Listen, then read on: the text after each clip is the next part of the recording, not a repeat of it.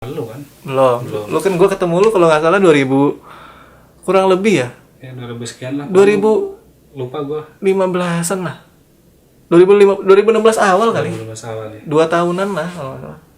Itu mah gua kalau ingat masa lalu suka ingat mantan, Bro. Jangan diingat, jangan lu giring gua ke masa lalu. Oh, waktu itu lu Kamu cintaku berlebihan, cemburuku tak beralasan. habis jalan sama mantan lu ya. Ya, Bro. Nih, gua dengar sih sebenarnya waktu itu pas pemilihan Pilpres yang 2019 ini, gua pernah lihat lu pakai baju merah ya, yang tulisannya Persatuan Bola apa yang PSI itu loh. Itu gimana, Bro? Kok nah, itu gimana? PSI nama partai, Bro. Oh iya, benar, partai anak muda itu katanya. Partai Solidaritas Indonesia. Nih gue pengen cerita nih. Nah, gimana? Ini mungkin anuali ya. Gua Berarti nih latar kebetulan belakang. tuh gue pakai baju Hah? Kuwait nih. Gue lulusan Kuwait. Gue lulusan Timur Tengah. Background keluarga gue tuh agamis minta ampun. Keluarga gue dari kakek gue, nenek gue tuh Agamis. agamis. Kalau Pemahaman agama yang lu dapatkan dari Timur Tengah di Kuwait itu, lu balik ke Indonesia, ketika lu pulang ke Indonesia, terus lu kenapa masuk PSI? Kan PSI, sorry nih, Bro, sorry nih, di PSI itu katanya bertolak belakang sama Islam gitu. Islam banyak yang Itu bilang gimana sih? Jadi kok lu bisa masuk ke situ, sedangkan kalau gue lihat pasti akan sedikit, pandangan lu akan sedikit berbeda tentang PSI. Kenapa lu memutuskan PSI sebagai bentuk pengabdian lu untuk negara Indonesia ini, Bro? jujur. Gue malah ngeliat Islam di PSI. Gue lebih ngeliat the truth about Islam gitu. The essence of Islam. Gue liat di PSI. Kenapa? Banyak warna, banyak latar belakang. Gak ada orang lebih tinggi, lebih bawah, dari bangsawan ini, dari bangsawan itu, dari agama ini lebih dihormati, dari agama ini lebih dihormati, dari agama ini. Gak ada di PSI. Kalau lu sendiri, kenapa sih lu lebih memilih PSI gitu? Sedangkan kan mungkin kalau misalnya emang lu masuk partai, nah kita gak bisa menutup kemungkinan, Bro, di Indonesia sendiri gue yakin kita lebih bisa melihat golongan gitu lah. Lu golongan Timur Tengah nih misalnya masuk ke Indonesia, Partai Islam gitu partai kan. Islam gitu. Kalau misalnya Partai apa tuh kira-kira tuh? kayak gitu kan, pasti lulusan kuliah pun sangat berpengaruh, Bro, di Indonesia. Kalau misalnya emang lulusan kuliah ternama, pasti nanti akan ditempatkan di yang ternama juga gitu. Kenapa lu memilih partai baru sebagai Udah bentuk gitu pengabdian nggak lu? ditempatkan di tempat yang ternama lagi kan. Itu gimana, Masuk Bro? PSI, pasang-pasang spanduk, Iya. bagi-bagi kartu nama. It's okay. Gue bilang gue belajar politik. Kalau gue mungkin bisa ngeliat gini ya, di partai-partai lain gitu, teman-teman gue yang dari partai-partai lain ketika masuk suatu partai, anaknya siapa nih dia nih gitu kan. Yes, Oh ini pasti anaknya kayak ini gitu. dihormatin, Pasti kayak anaknya ini dihormatin. Tapi gue nggak ngeliat itu di PSI. Semua orang sama, kok gue kerja buat di PSI, gue bener-bener pure di PSI, nggak dibayar, ya kan? Nggak dibayar, gue nggak minta apa-apa, gue nggak dapet jabatan apa-apa, dan gue ngebantu, dan gue ngerasain kayak ada persahabatan di situ, ada kebersamaan di PSI, gue ngerasain itu, dan itu menurut gue ya luar biasa lah, kayak ya the truth of Islam gitu loh, kayak Islam tuh ya rahmatan lil alamin, Islam tuh tidak mengerikan gitu. Orang-orang Islam tuh bisa bersahabat dengan agama-agama lainnya. مولانا يا مولانا يا سميع دعانا مولانا يا مولانا يا سميع دعانا. Bahkan dari zaman Nabi Muhammad, Islam sudah bersahabat dengan agama-agama lainnya. Contoh zaman Salahuddin Ayyubi misalnya, yang Yerusalem direbut sama Islam, tapi tetap bangunan-bangunan bekas Nasrani-nya gak dihancurin tuh, masih tetap ada. Islam tuh agama yang mengajarkan kebaikan. Buat bangsa ini juga nggak semuanya dari golongan Islam. Iya benar, tapi mungkin gini sih sebenarnya, Bro, kalau misalnya emang sedikit coba gue simpulkan ya, mungkin orang itu akan melihat dari sisi, wah PSI itu ternyata non muslim semua gitu. Tapi kan pada kenyataannya ketika kita masuk ke lingkungan tersebut, ternyata di situ banyak juga dong orang-orang muslim, dan tentunya orang-orang yang punya nama dalam Islam pun ikut terlibat di situ juga ya, Bro. Ada juga. Ada juga. Ada ya. juga. Dan Indonesia dari laki-laki dan perempuan tersebut saya ciptakan banyak suku-suku yang beragam-ragam agar kalian saling mengenal satu sama lain. Inna khalaqalakum min dzakarin wa unsa wa ja'alna bainakum qabaila katsiran lita'arafu. Seperti itu kan Islam tuh. Bayangin menjelaskan soal itu tentang perbedaan warna, tentang perbedaan Islam seperti itu. Bahkan agama-agama lainnya juga esensi-esensi positif atau hal-hal positif yang ada di agama lainnya juga mengajarkan kasih dan sayang. Nggak ada satu agama yang mengajarkan kebencian. Gue sepakat kalau ini, karena semua agama pun pasti mengajarkan tentang hal kebaikan lah. Hal kebaikan. Iya bro, nih sekarang gini bro, lu sekarang kan mungkin jadi di PSI kan ada bro dan sis kan, kalau misalnya panggilan buat laki-laki bro, meskipun itu udah tua pasti dipanggilnya bro, panggil bro. meskipun dia masih kecil dipanggil bro gitu kan. Jadi istilah bapak apa ade itu gak ada ya sana. Gak ada. Ya bro, selama lu di PSI lu udah kenal sama sis dong? Wah, gue selama gue di PSI ya banyak lah pengalaman itu. Ya, gue bener-bener awalnya sih gue kaget bro. Gue bener-bener anjir, gue lulusan Timur Tengah nih. Gue di Kuwait dengan budaya Kuwait yang Arab seperti itu. Sebalik ke Indonesia. Terus gue lihat di Indonesia udah mulai banyak orang-orang yang mohon maaf mengagung-agungkan ke Arab-Araban itu kan. Entah dia pakai sorban, entah dia pakai disdasya, kalau orang Kuwait bilang disdasya gitu. Padahal di Kuwait sendiri, kalau lo mau tahu ya, pastor juga pakai sorban tuh. Serius. Jadi di sana nggak bisa membedakan antara muslim sama non muslim. Iya, mau gimana ngebedain orang itu budaya mereka? Sama kayak di kita orang pakai belangkon. Emang orang pakai belangkon itu harus orang Islam? Bisa aja dia orang Jawa pakai belangkon, cuman agamanya mungkin bisa Katolik, bisa Protestan, entah bisa Kejawen, entah bisa Islam kan?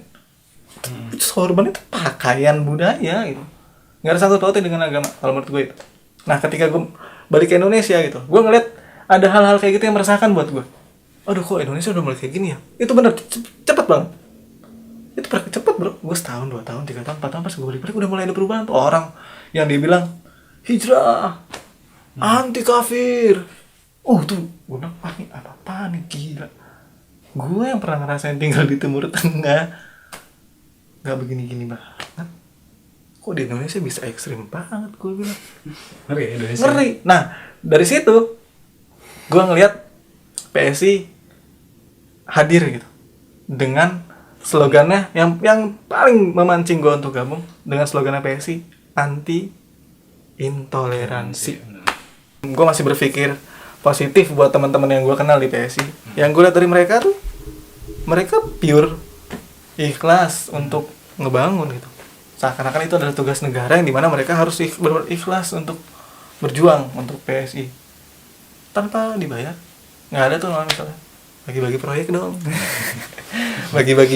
bagi-bagi ini dong, proyek lu kasih ke gue ini. PSI nggak ada begitu. Serius ya? Nggak ada, gue nggak ngeliat itu. Selama lu di PSI? Selama gue di PSI gue nggak ngeliat itu. Gue nggak tahu di belakang gue, pokoknya selama gue ada di PSI gue nggak ngeliat itu. Kalau sampai beneran ada, wow, cabut gue. Serius cabut lu? Cabut gue. Oke.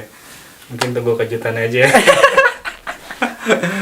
Nggak tahu juga. Mudah-mudahan sesuai dengan ekspektasi lo ya. Dan cuman ya memang kalau misalnya gue lihat itu di PSI sekarang kan kebanyakan para kadernya anak muda semua ya. Jarang yang maksudnya yang udah punya yang udah sepuh tuh jarang di PSI, karena gue pernah ngelihat beberapa tayangan di televisi itu kebanyakan yang ikut kongres kayak gitu-gitu ya, itu semuanya anak muda kayak yang tampilan satu spirit lu ketika lu datang dari Timur Tengah ke Indonesia dan lu memutuskan untuk gabung PSI karena mungkin lu melihat di PSI itu ada beberapa warna yang berbeda gitu. Jadi mungkin bagi yang sedang menonton ini ternyata PSI itu nggak hanya terkumpul orang-orang non muslim aja, ternyata kenyataannya di dalam PSI itu banyak juga orang-orang muslim dan mungkin sesuai dengan nama dan kita mungkin sebenarnya kita sebagai orang Indonesia kita harus coba kita giring untuk selalu berpikir positif bahwa apa yang kita lihat itu nggak selamanya buruk dalam pemikiran kita, belum tentu dengan partai politik gitu pasti akan sedikit bertentangan ya sebenarnya. Lu lulusan Eropa, lu pulang ke Indonesia. Lulusan Timur Tengah. Iya, sorry. Lu lulusan Timur Tengah, pulang ke Indonesia masuk partai yang minoritas itu ya. Yang partai yang katanya partainya orang Kristen gitu. Iya. So, katanya pernah gitu gue bilang, emang kenapa? Misalkan gitu ya, kalaupun PSI partainya orang Kristen, emang kenapa? Misalnya kan gitu. Islam punya partai berapa? Coba sebut. Mohon maaf nih, gue sebut. P3, Yes, PKB. PKB, PKS, PAN bisa dibilang. Iya. Terus PBB. Iya. 5 partai Islam. Satu partai Kristen nggak ada. Itu pun PSI juga sekjennya PSI. Orang Muslim juga kan? Muslim Muhammadiyah kok. Betul, Oke, betul. ya fine lah, ya berwarna gitu. Ya kan? Sekjennya dari Muhammadiyah. Terus juru bicaranya siapa? Bro Guntur Romli Iya. dari NU, Iya. Gus Durian. Terus ada Samara Amani yang dari Rabita Alawiyah.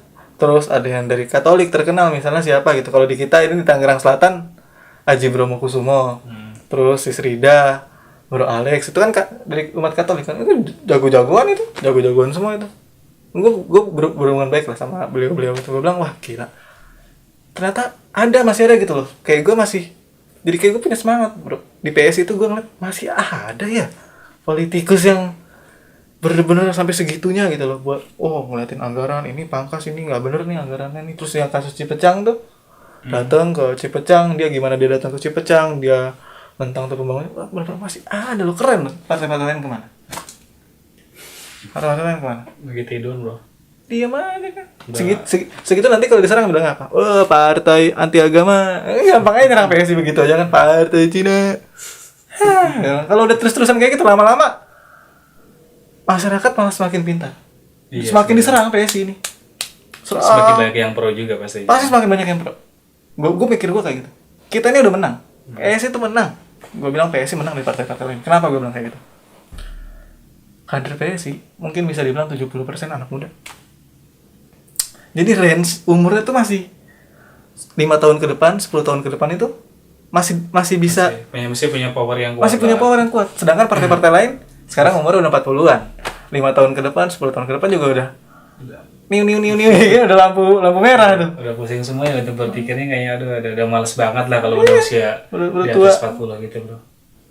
PSI masih punya kesempatan di situ kan. Bayangin partai mana cuy kayak gitu. Ini ngomong-ngomong PSI lo ada langkah gak di PSI? Buat ke depan ya. Langkah gimana nih? Ini langkah perpolitikan lo lah. Langkah perpolitikan atau nyalek gitu kan, misalnya nyalek atau nyalon ini. Gua sih selama ini yang gua tahu dari diri gua kan kawan-kawan kan nonton nih. Ini mungkin jadi pasti. jejak digital tersendiri nanti suatu saat kalau misalnya gua berkhianat sama ucapan gua gitu. Untuk saat ini yang gua lihat dari diri gua masih banyak kurang. Tapi ada rencana buat. Gua masih harus belajar. Mungkin nanti suatu saat gua tiba-tiba nyalek, mungkin gua udah tahu siapa gua dan gua udah punya kendali akan diri gua. Untuk saat ini sih untuk 2024 apa segala macam gitu masih belum ada bayangan sih bro buat Belum ada nyalek, buat nyalon ini enggak. Tapi mendukung iya, gue pasti mendukung PSI. Kayak ini kan baru-baru ini kan Tangerang Selatan. Nah gue dukung tuh Muhammad sama Azmi Abu Bakar tuh gue dukung tuh. Gue salah kenal beberapa orangnya gitu, tahu karena gue sama-sama PSI dan orangnya juga baik. Oh kalau ketemu lo orangnya baik banget, orangnya baik dan welcome sih. Kadang kita pengen juga lah kawan kita menang, kita pengen juga lah orang yang memang kita kenal menang, orang yang dengan satu lingkungan dengan kita, satu frekuensi, dan gue yakin tuh orang baik sih. Karena gue ngeliat dia bener-bener tulus gitu, tulus, nggak ya politikus tuh tahu lah. Di sana di sini kayaknya orangnya lurus-lurus aja gue gitu. Kenapa gue nggak harus milih dia gitu? Sedangkan yang lain-lain gue bilang ini udah tahu gue nih, tahu nih yang ini nih, calon yang ini udah tahu itu Indra nih pilihan satu nih, ya Bang Azmi Abu Bakar. Siap bro, mudah-mudahan lah nanti calon apa yang lo dukung menang bro. Amin, harus menang. Nanti biar gue bisa duduk di sana di Tangsel juga. Siap. Bisa duduk di kursi nih soalnya gue. Siap terlalu wawancarain dia juga.